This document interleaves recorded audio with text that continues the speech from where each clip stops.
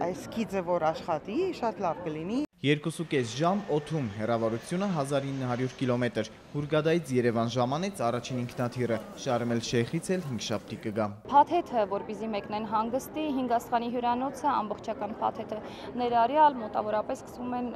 220-230 հազար դրամից։ Սա 7 օրվա համար, դիմավորում ճանապարհում, սնունդ եւ մեծ հույսեր։ Վիզաների հարցը կարգավորվի եգիպտացիների, նաև մենք ունենանք Եգիպտոսի քաղաքացիների հոսք դեպի Հայաստան։ Հուրգադայից Երևան շվերթը ամեն 3 շաբթի, Շարմ էլ Շեյխից էլ 5 շաբթի կլինի, նույն օրն էլ ճանապարհ կընկնեն։ Ավիաընկերությանը մուտքը շուկա, հայկական շուկա, կարծում ենք, որ իր դրական ազդեցությունը ամեն դեպքում ունենում է, քանի որ ուղևորահոսքի աճ է,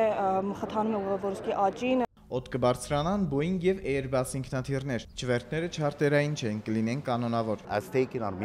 Մեր երկու երկրների միջև հարաբերությունները շատ ջերմ են, սա էլ իմ ամենաերջանիկ օրերից մեկն է։ Կարճ ճանապարհով փարավոնների հայրենիք եւ առաջին քրիստոնյա երկիր, եգիպտոսցիները եւս տեսնելու շատ բան ունեն։